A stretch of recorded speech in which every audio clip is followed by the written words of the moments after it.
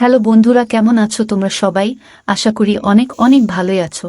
আর তোমাদের ভালোবাসায় আমিও অনেক ভালো আছি, কারণ তোমরা আমাকে যে পরিমাণে ভালোবাসা দিয়েছো এবং সাপোর্ট দিয়েছো তা আমি কোনোদিন ভুলতে পারবো না। তাই তোমাদেরকে মজা দেওয়ার জন্য আবারও একটি নতুন গল্প নিয়ে হাজির হলাম। গল্পটি শোনার মতো, আশা করি তোমাদের দাঁড়িয়ে যাবে এবং তোমরা হাতের কাজ করতে সবাই হেডফোন নিয়ে বসে যাও। যদি আমার গল্প শুনে মজা পাও তাহলে অবশ্যই আমার চ্যানেলটি সাবস্ক্রাইব করবে। তো চলো বন্ধুরা, আমরা কথা না বাড়িয়ে আসল গল্পে চলে আই। আমাদের ঘরে রোজ পায়েস রান্না হতো, কিন্তু সেটা কেউ খেত না, কেননা আমার শাশুড়ি বারণ করত। কিন্তু একদিন আমার ননদ সেই পায়েসটা খেয়ে নিল। পায়েস খেতেই তার মাথা ঘুরতে থাকলো। তখন তাকে হসপিটালে নিয়ে যাওয়া হলো। ডাক্তার বলল যে সে মা হতে চলেছে। আমার ননদ ছিল অবিবাহিত। তাহলে ওই পায়েসের মধ্যে এমন কি ছিল যেটা খেতেই এই সব হয়ে গেল? তারপরে আমার সাথে যা হলো সেটা জেনে আপনার হুঁশ উড়ে যাবে। আমার ক্ষীর খেতেই। আমার নাম সীমা। গ্রাজুয়েশন হতেই আমার বিয়ের জন্য আমার পরিবার পাত্র খুঁজে নিল। আমার স্বামীর নাম মুকেশ। মুকেশ অনেক সাধারণ মানুষ ছিল, কেননা সব হবার পরে অনেক সময় আমরা দেখা করতাম, একসাথে কফি খেতে যেতাম, তারপর একে অপরকে নিজের সম্পর্কে বলতাম, আর বিয়ের পরের কথা বলতেও অনেক ভালোবাসতাম। যাই হোক, এভাবেই দিন পার হচ্ছিল। আমাদের বিয়ের তারিখ ঠিক হতেই কোথা দিয়ে যে দিন পার হয়ে যেতে থাকলো বুঝতেই পারতাম না। আর বিয়ে করে এইবার তো মুকেশের বাড়ির বউ হয়ে গিয়েছিলাম। শ্বশুর বাড়িতে আমার একটা ছোট নন্দ, আমার প্রিয়া ছিল, যে সারাদিন বৌদি বৌদি করে আমাকে সব কথা বলতো। প্রিয়া নিজের সব ছোট বড় কাজ আমাকে দিয়ে করাতো, আর সব কথা আমার সাথে ভাগ করে নিত। আজ প্রিয়ার উচ্চ মাধ্যমিকের রেজাল্ট, যাতে সে ভালো নম্বর পেয়ে পাশ করেছে। সব বাড়িতে ওর সাফল্যের জন্য ওকে সবাই শুভেচ্ছা জানিয়েছে। শাশুড়ি ওর জন্য অনেক রকমের খাবার বানাতে বলেছে। আমি সব রকমের মিষ্টি বানিয়েছিলাম, কিন্তু আমি যখন পায়েস বানাতে গেলাম তখন উনি বললেন যে আমি বানিয়ে নেব। যখন পায়েস তৈরি হয়ে গেল তখন শাশুড়ি ওই পায়েসটাকে আলাদা করে রেখে দিলেন, আর সবাইকে বললেন যে এই পায়েস কেউ খাবে না। আমার তো কেমন একটা মনে হলো, যে কেউ কেন খেতে পারবে না। যাই হোক, আমি এই বিষয়টাকে নিয়ম নীতি ভেবে আমি অদেখা করে দিলাম, কারণ আমার শাশুড়ি ছিলেন অন্যরকম মহিলা, যে নিয়মনীতিকে অনেক গভীরভাবে মানতেন। এইভাবেই দিন পার হয়ে যেতে থাকল। একদিন যখন আমি আমার ঘরে বসেছিলাম তখন মুকেশের ফোন আসলো, আর সে বলল বিকেলবেলায় আমাদের বাড়িতে কিছু বন্ধু খেতে আসবে, এই জন্য তুমি কিছু ভালো খাবার বানিয়ে রেখো। আমি মুকেশকে বললাম কি জন্য তারা আসছে। তখন মুকেশ বলল আসলে আমার প্রমোশন হয়েছে, এই জন্য আমি আমার বন্ধুদেরকে নিয়ে অনুষ্ঠান করতে চাইছি। কিন্তু আমি ভাবলাম যে বাইরে হোটেলে যাওয়ার পরিবর্তে তাদেরকে আমাদের ঘরেই ডেকে নিই, কেননা তুমি এত ভালো ভালো খাবার বানাও যে বাইরে যাবার প্রয়োজনই হবে না। এইভাবে ফোন রাখার পরে আমি খাবারের আয়োজন করতে থাকলাম। আমি রান্নাঘরে যেতেই গ্রাম থেকে আমার শাশুড়ি চলে আসলো, আর আমাকে জিজ্ঞাসা করল, বৌমা আজ তুমি এত তাড়াতাড়ি খাবার বানাচ্ছ? তখন আমি বললাম, মা আজ মুকেশের কিছু বন্ধু আমাদের ঘরে আসবে। আসলে ওর প্রমোশন হয়েছে, সেই জন্য সে নিজের বন্ধুদেরকে নিয়ে একটা অনুষ্ঠান করতে চাইছে। আমি বললাম, মা কি বানাই? কেননা আমি তো মুকেশকেই জিজ্ঞাসা করি যখনই আমি খাবার বানাই। আমার সবসময় এইটাই অভ্যাস হয়ে এসেছে যে আমি বাড়িতে যারা বড় তাদেরকেই জিজ্ঞাসা করে নিই যে খাবার কি বানাবো। আমি যখন আমার বাবার বাড়িতেও কিছু বানাতাম তখন মা আর বাবাকে অবশ্যই জিজ্ঞাসা করে নিতাম, আর এজন্যই হয় এখানে আমি আপনাকে জিজ্ঞাসা করছি। তখন মা বললেন, বানিয়ে নাও, তোমার যা ঠিক মনে হচ্ছে বানিয়ে নাও। এইবার আমি অনেক রকমের খাবার বানালাম, আর তারপর যখন আমি পায়েস বানানোর জন্য পানি ফোটাতে গেলাম তখনই আমার শাশুড়ি সেখানে চলে আসলেন আর বললেন, দাঁড়াও বৌমা, পায়েস আমি বানাবো, তুমি অন্য কাজ করো। আমি বললাম যে না মা, সব কাজ তো হয়েই গেছে, প্রায় শুধুমাত্র পায়েস বানানো বাকি আছে। তখন মা আবার বললেন, বললাম তো আমি বানিয়ে নেব। তখন আমি বললাম যে ঠিক আছে। আমি এরপর আটা মাখতে থাকলাম, তখনই পায়েস বানাতে থাকলো মা, আর তারপর সেটাকে আলাদা বাসনে করে রেখে দিল। আমি বললাম যে আপনি এটাকে আলাদা করে রাখলেন কেন? তখন সে বলতে থাকলো, না না কিছু না, এমনই রেখেছি, যখন এটা ঠান্ডা হয়ে যাবে তখন আমরা এটাকে পরিবেশন করব। আমি বললাম ঠিক আছে। কিছুক্ষণ পরে মুকেশ আর তার বন্ধুরা ঘরে চলে আসলো। তাদেরকে চা আর খাবার দিয়ে কিছুক্ষণ আমি কথা বললাম। তখন তার বন্ধুরা হাসতে হাসতে বলতে থাকলো, ভাই খাবার কি বানানো হয়েছে নাকি নয়? তখনই মুকেশ বলতে থাকলো, সীমা এক্ষুনি খাবার পরিবেশন করবে। এইবার তো আমারও অনেক ক্ষুধা পেয়েছিল। তখনই সবাই খাবার টেবিলে চলে আসলো, আর আমি আস্তে আস্তে এক এক করে সব খাবার টেবিলে আনতে থাকলাম। যখন টেবিলে আমি পায়েস নিয়ে যেতে থাকলাম, শাশুড়ি মা আমার হাত ধরে বলল, পায়েসটা নিয়ে যেও না। তখনই আমি জিজ্ঞাসা করলাম, কেন পায়েস নিয়ে যাব না? তখনই সে বলতে থাকলো যে আমি একবার বলে দিয়েছি তো যে নিয়ে যাবে না। আমি ভাবলাম যে শুধু শুধু কথা বলে লাভ নেই, এই জন্য বললাম আচ্ছা ঠিক আছে। এইবার যা কিছু বাকি বানিয়েছিলাম সেই সমস্ত কিছু ওদেরকে পরিবেশন করলাম। সব লোকেরা খাবার খেল। এবার তো ওর বন্ধুরা খাবারের অনেক প্রশংসা করল। আমারও অনেক আনন্দ হতে থাকল। আমি খাবার বানানোর জন্য অনেক পরিশ্রম করেছি। সব লোকেদের খাবার এত পছন্দ হলো যে আমার শুনে অনেক সন্তুষ্টি হলো। যাই হোক, সবাই খেয়ে বাড়ি চলে গেল, আর আমরাও যে যার ঘরে চলে গেলাম। একদিন শাশুড়ি পায়েস বানিয়ে টেবিলের উপর রেখে দিল। তখনই গ্রাম থেকে একজন কাকিমা আসলো। শাশুড়ি মা তার সাথে কথা বলতে শুরু করল, আর সেই পায়েসটাকে সেখানেই টেবিলের উপরে রেখে ভুলে গেল। তখনই প্রিয়া কলেজ থেকে আসলো, আর আসতে না আসতেই জিজ্ঞেস করে সেই পায়েসটা খেয়ে নিল। যখন আমি দেখলাম যে প্রিয়া পায়েস খাচ্ছে, তখনই আমি তাকে আটকানোর চেষ্টা করলাম। কিন্তু আমি যতক্ষণে সেখানে পৌঁছেছি ততক্ষণে প্রিয়া সেই পায়েস খেয়ে ফেলেছিল। আমার এইবার প্রাণ বেরিয়ে যাওয়ার মতো অবস্থা হলো। এবার জানি না মা কি ব্যবহার করবে। আমি প্রিয়াকে বললাম যে এটা তুমি কি করলে? মা কাউকে এই পায়েস খেতে দেয় না, অন্তত খাবার আগে জিজ্ঞাসা তো করে নিতে পারতে। তখনই প্রিয়া বলতে থাকলো, বৌদি আমার এত ক্ষুধা পেয়েছিল যে আমি ভাবলাম তুমি বানিয়ে এখানে রেখে দিয়েছ। আর এমনিতেও পায়েস যখন তৈরি হয়েছে তখন খাবার জন্যই তো তৈরি হয়েছে, যা কেন শুধু শুধু বকবে? তখনই আমি বললাম, আজকের আগে তুমি কখনো পায়েস খেয়েছ? আজকে তুমি এই এমন তো না মা, এই বিষয়টা জানতে পারলে তো কখনোই পায়েস খেতে দেয় না। আর এর পিছনে নিশ্চয়ই কোনো না কোনো কারণ হবে, আর সেজন্যই সে বারণও করে। সেই সময় মা চলে আসলো সেখানে। সে কিছু বলতো তার আগেই প্রিয়ার মাথা ঘুরতে থাকলো, আর সে জ্ঞান হারিয়ে পড়ে গেল। এইবার তো আমি অনেক অবাক হয়ে গেলাম। আমার তো মনের ভিতরে এই ভয়টাই ছিল যে এই পায়েসটা খেয়েই ওর কিছু হয়েছে। এইবার তাড়াতাড়ি হাসপাতালে তাকে নিয়ে যাওয়া হলো। ওখানে ডাক্তার তার চিকিৎসা করল। যখন রিপোর্ট আসলো তখন রিপোর্ট দেখে আমাদের পায়ের তলা থেকে মাটি সরে গেল। ডাক্তার বলল প্রিয়া মা হতে চলেছে। এইবার তো যেন আমাদের অবস্থা খারাপ হয়ে গেল এটা ভেবেই, যে এটা কিভাবে হতে পারে। সবার এই খবরটা শুনে যেন অনেক অবাক হয়ে গেল। সবার যেন এমন মনে হচ্ছিল যে প্রিয়ার সাথে এটা কি করে হতে পারে? এত বুদ্ধিমতী আর সাংসারিক মেয়ে, সে এত ভুল কাজ কিভাবে করতে পারে? কিন্তু তার সাংসারিক থেকে বেশি তার পায়েস খাওয়ার ওপরে আমার সন্দেহ হচ্ছিল।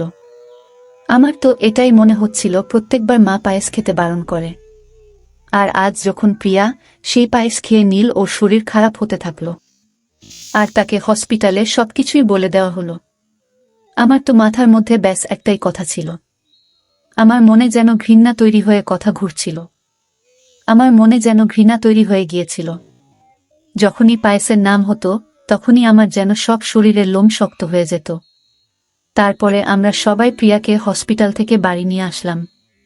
সবাই প্রিয়ার ওপর রাগ করেছিল। মুকেশ তো প্রিয়ার সাথে কথা পর্যন্ত বলতে চাইছিল না। তার তো এটাই মনে হচ্ছিল যে প্রিয়া সব সমাজে তাদের নাক কাটিয়েছে। সবাই প্রিয়ার উপরে রেগেছিল, কিন্তু প্রিয়ার দোষ তো আমার চোখেই যেন আসছিল না। আমার তো মনের মধ্যে খালি থেকে থেকে একটাই কথা আসছিল, আর সেটা হল পায়েস খাওয়ার কথা, যে নিশ্চয়ই ওই পায়েস খাবার কারণেই এইসব হয়েছে। কিন্তু এখনো মা পায়েসের ব্যাপারে কিছু বলতে রাজি ছিল না।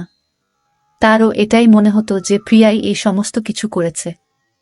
সে কিন্তু নিজের কর্মকাণ্ডের ব্যাপারে কাউকে কিছুই বলেনি। তখনই আমি মুকেশকে নিজের কাছে ডাকলাম আর বললাম, আমি অনেকদিন থেকেই তোমাকে কিছু বলতে চাইছিলাম, কিন্তু সুযোগ হচ্ছিল না। তখন মুকেশ বলল, কি হয়েছে? আমি বললাম যে কিছুদিন আগে যখনই আমি পায়েস বানানোর জন্য চেষ্টা করতাম তখন মা আমাকে বানাতে দিত না, আর নিজে বানাতো। আর যখন তোমার বন্ধুরা ঘরে আসলো ওই দিন মা নিজেই পায়েস বানিয়েছিল। সেটা একটা আলাদা বাসনে করে আলাদা রেখে দিয়েছিল। আর এখন তো সে রোজ পায়েস বানায় কিন্তু কারো খেতে দেয় না। আর আজ যখন সে টেবিলের ওপর পায়েস রেখে ভুলে গেছে তখনই প্রিয়া এসে ওই পায়েসটা খেয়ে নিয়েছে। আর তারপর থেকেই তার সাথে এই সমস্ত ঘটনা ঘটে গেছে। কিন্তু মুকেশ আমার কথা শুনে হাসতে থাকে আর বলল, পায়েস খেলে আবার এমনটা হয় নাকি? তুমি কি প্রিয়ার ভুলটাকে মুছে দেওয়ার চেষ্টা করছো? মুকেশ এইবার আমার ওপরেই রেগে গেল। কেউ আমার কথা বুঝতেই চাইছিল না। তারপরে আমি প্রিয়ার ঘরে গেলাম আর তাকে ভালোবেসে জিজ্ঞেস করতে থাকলাম, প্রিয়া, যদি এমন কোনো ঘটনা ঘটে থাকে তাহলে প্লিজ আমাকে বলো, আমি বাড়ির সবার সাথে কথা বলি। তখনই প্রিয়া কাঁদতে কাঁদতে বলল, বৌদি, এরকম কিছুই আমি করিনি। আজ পর্যন্ত আমি কারোর সাথেই কোনো সম্পর্কেও আসিনি। আমি প্রিয়ার মুখ থেকে পরিষ্কার শুনতে চাইছিলাম যে সে নিজের জায়গায় নিজে ঠিক আছে। কিন্তু এবার আমি পরিবারের সদস্যদের কিভাবে বোঝাবো? আমি শাশুড়ি মায়ের সাথে কথা বলার কথা ভাবলাম। তখনই মা বলতে থাকলো, প্রিয়ার কোনো কথা তুমি আমাকে বলতে এসো না, এটা হয়ে তুমি কিছু আমাকে বলতে এসো না, এটা প্রিয়ার ভুল। তখনই আমি আমার মাথা ধরে বসে গেলাম আর ভাবতে লাগলাম যে জানি না যে আসলে হচ্ছেটা কি।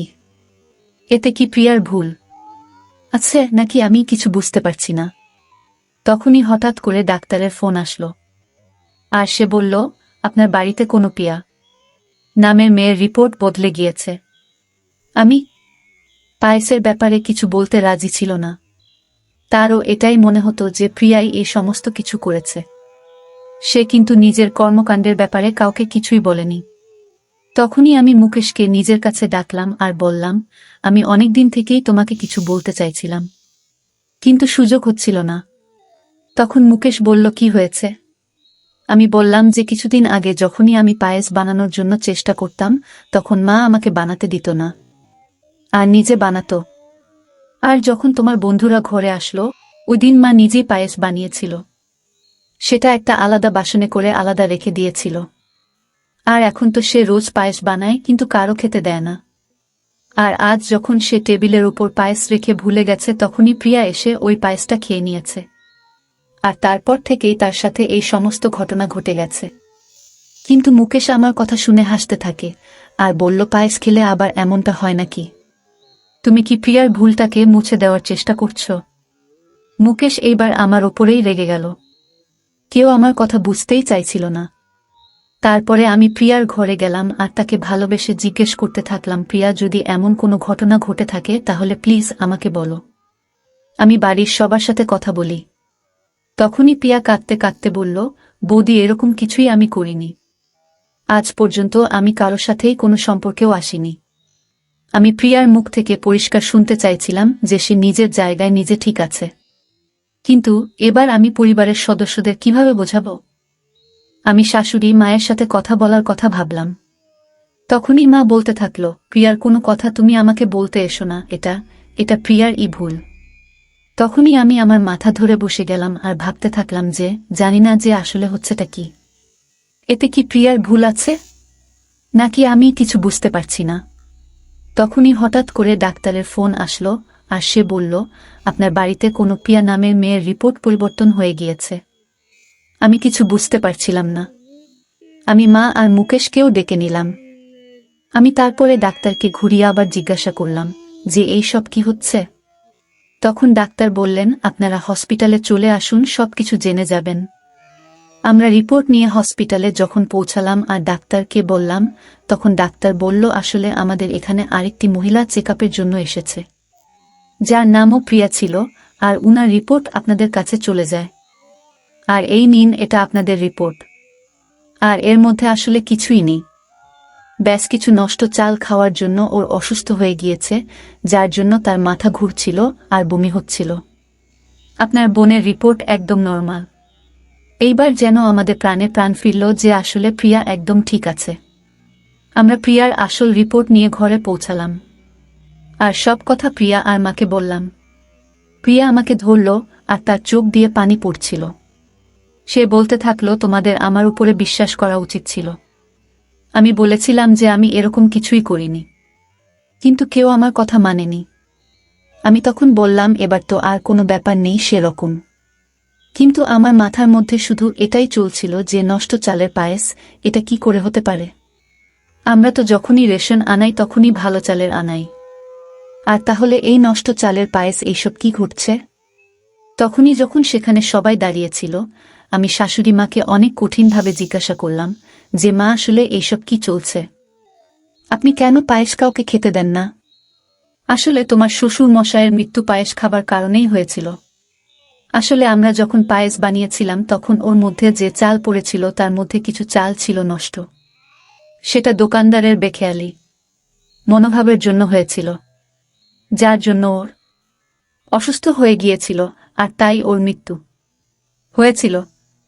আর সেই দিন থেকেই আমি পায়েস জিনিসটাকে অনেক খারাপ মনে করি। ওই দিন থেকেই ঘরে আমি পায়েস বানাই, কিন্তু কাউকে খেতে দিই না। কেননা আমার মনের মধ্যে একটা ভয় ছিল যে যদি আবার কেউ পায়েস খায় আর তার যদি কিছু হয়ে যায়। আর ওই পায়েস সেই জন্য আমি সবসময় অন্যান্য প্রাণীদের দিয়ে খাওয়াই, যাতে তোমার বাবার আত্মার শান্তি হয়। তখন থেকেই তোমার বাবার আত্মার শান্তি হয়। তখন থেকেই আমি তোমাকে পায়েস বানাতে দিই না। কেননা তুমি যদি পায়েস বানাও আর তোমার পায়েস আমি প্রাণীদের খাওয়াই তো তোমার খারাপ মনে হয়। সেই জন্যই আমি পায়েস বানাই আর সেটা আলাদা করে রেখে দিই, আর বিকেল হলে সেগুলো প্রাণীদের খাইয়ে দিই। এবার এই পায়েসের রহস্যটা আমার সামনে চলে এসেছিল। এটা জানার পরে আমার অনেক অদ্ভুত মনে হলো যে তার এত অন্ধবিশ্বাস কিভাবে হতে পারে। শ্বশুরের মৃত্যু সেই দিন লেখাই ছিল কপালে, সেটা যে কোনোভাবেই হতে পারত। আর তাছাড়া জরুরি তো নয় যে তার মৃত্যু যেহেতু পায়েসের জন্য হয়েছে তো সবাই পায়েস খাওয়া বন্ধ করে দেবে। যাই হোক, আমি এইসব কথা আমার শাশুড়িকে আর বলিনি, কেননা আমি তার ভাবনাকে আর আঘাত করতে চাইনি। আমি চাইনি যে তার কোনোভাবে খারাপ মনে হোক। তখনই মুকেশ বলতে থাকলো, মা, তুমি তোমার মন থেকে এইসব ধারণা বের করে দাও। এইবার মুকেশের আরও একটা ব্যাপারে লজ্জা পাচ্ছিল, যার কারণে সে প্রিয়ার দিকে তাকাতেও পারছিল না। সে না ভেবেচিন্তেই প্রিয়াকে কত কিছু বলে দিয়েছিল। কোনো রকমে মুকেশ প্রিয়ার কাছে ক্ষমা চাইল, আর তারা দুইজন ভাই বোন নতুন করে আবার জীবন পার করতে শুরু করল। আমার মুখেও এইবার হাসি ছিল, কেননা শেষ পর্যন্ত সব ঠিক হয়ে গেছে। পায়েস খাওয়ার যে কথাটা আমার মনের মধ্যে চলছিল সেটার এইবার সমাধান হলো, আর প্রিয়ার ওপর যে দোষারোপ করা হয়েছিল সেটাও মিটে গিয়েছে। বন্ধুরা, আজকের ভিডিওটা এখানেই শেষ করলাম। অনেক কষ্ট করে ভিডিওটি আপনাদের জন্য বানিয়েছি। যদি ভিডিওটি আপনাদের ভালো লেগে থাকে তাহলে একটা লাইক করবেন এবং চ্যানেলটি অবশ্যই সাবস্ক্রাইব করবেন। এই আশা ব্যক্ত রেখে আপনাদের কাছ থেকে বিদায় নিচ্ছি আমি। দেখা হবে আগামীকালের নতুন কোনো ভিডিওতে। সে পর্যন্ত সবাই ভালো থাকুন, সুস্থ থাকুন। ধন্যবাদ।